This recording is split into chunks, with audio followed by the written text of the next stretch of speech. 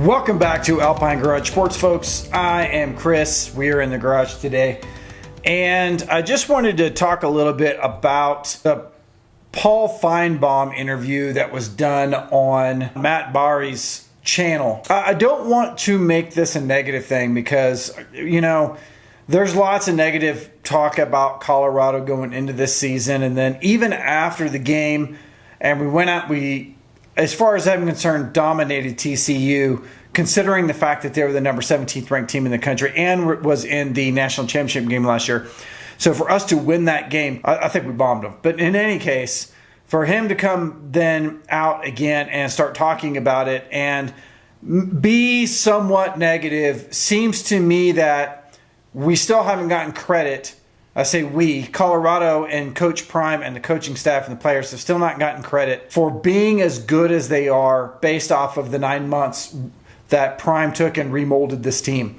So I personally feel like I knew that was going to happen, and I'm not all that surprised that some of the media, or I should say maybe half of the media, it's very hit and miss. Like half the media is very now, either they were or now on the Colorado and Prime, Coach Prime train, and they believe and we're going forward and they're going to start crushing people and they're only going to get better.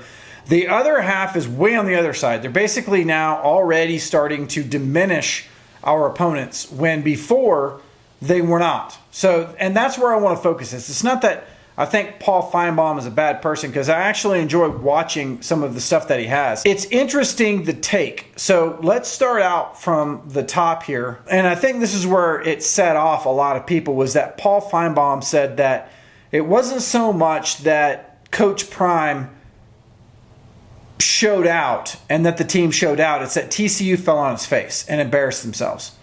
And although when you look at TCU in like the first quarter, they did not look very good. And they definitely didn't look like a team that just came from the national championship game. But they got progressively better during the game, which you would expect in game one for every team. I don't know any team that can go out there and be mistake-free in the first half of football. But where I want to go with this Paul Finebaum thing isn't the fact that he said that TCU fell on their face. So, you know what? Cool. If you think that TCU was overrated going into the season, then let's also say that CU was extremely underrated. Okay, so do I believe that TCU was the number 17 team? Heck, I don't know. It's going to be really hard to tell until they play other teams. But what I do know is that they retained a good portion of their team from last year and their coaching staff for the most part, especially their head coach, and they were playing at home in the Texas heat. So they had an advantage there. Regardless of what anybody says, they had that home field advantage with coming off an extra long season with extra coaching and all these things that happen when you go to a national championship game. They had all of that. We didn't have that. Okay, so regardless of what anybody says, TCU was TCU that day. We were Colorado, and we were exactly what Coach Prime and the coaching staff and the players wanted to put out on that field. They put it out on that field. Now, again, that's not where I wanted to pin this thing. Where I wanted to pin this is that then he started on Nebraska. So now Paul Finebaum is starting to forecast that Nebraska is a terrible team, and they didn't necessarily say that CU was going to win this game, but they're already diminishing Nebraska. Now, it wasn't just them. Everybody's diminishing Nebraska, and they're talking about how, if you didn't know about Scott Frost last year or the last few years, Scott Frost is being coined as the Antichrist for Nebraska fans, and was fired in the middle of the season last year, famously like our coach was. Paul Finebaum actually said, I thought they got a coaching change because it looked like Scott Frost was coaching that team, but what they meant by that was they played terribly and lost by a field goal. So at this point, they're already diminishing Nebraska, saying we should basically beat Nebraska, even though they didn't say that. I'm telling you that Matt Rule is a better coach than Scott Frost.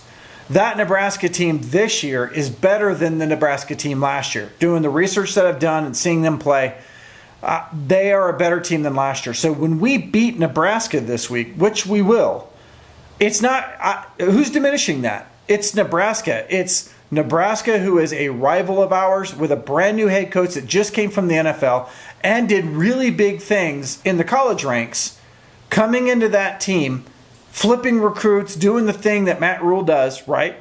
This team should be better than last year. So it's not a pushover team. We're not getting ready to beat the crap out of a pushover team. I'm going to consider them better than last year. So when we beat them, it's going to be accolades all across the way. That said, Matt Barry said that if Colorado beats TCU and goes 2-0, he said, this is a paraphrase, but God save the TVs and networks for Coach Prime if they beat Nebraska and go 2-0. I don't know what he meant by that, but I will say this. We got a lot of press over the last 9 months. We got doubled that amount of press on Saturday. We are continuing that through this week, and when we meet Nebraska, it's going to be set the NCAA on fire. Every single coach that comes into a program, and there's going to be a lot of them, okay? Not saying Florida's going to be that school, but Florida's going to be that school. That next year has a head coaching change. And they're going to take Coach Prime's script and they're going to run off of that. The only problem is that they better be a coach that's the same caliber with the same clout and the same drive as Coach Prime does, or they're not going to be able to get the recruits. But regardless, Coach Prime has changed college football. In one game, over 9 months of preparation, for Colorado anyway, Coach Prime has changed Division I Power 5 college football for eternity in this one game.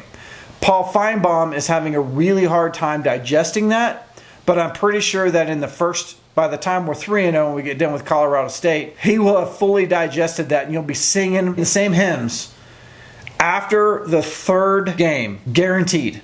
Guaranteed. Because at that point they know Coach Prime has changed college football. It's over. It's over. No one else is going to be singing anything else but the praises of what this man has come and done for our university. And they followed it up at the end, Paul Finebaum did, and this may be a kind of a start of that whole thing. He said that Travis Etienne sent a tweet to his brother who plays at Florida, and the tweet said something like, "Brother, you better consider Coach Prime." And then Paul Finebaum said at the end, that could create an epidemic. And I think what he meant by that is college football has changed forever, guys. It has changed forever. And it has changed forever because Coach Prime unlocked how to turn a Division I Power 5 program around in 1 year. But the only problem is that key is only held by him, and no one can duplicate it. They can try, but it isn't going to happen. No one carries those same characteristics of inspiration and character and drive and knowledge of football. No one else is going to be able to do that. They can try to replicate it, but it isn't going to happen. Only Coach Prime owns that. What a week. Let's go for Nebraska. We've got a live stream tonight breaking down the Nebraska game, and then we're going to have a whole bunch more content throughout the week. If you haven't already subscribed, please do so. We'll see you in the next video. If you haven't already heard, we here.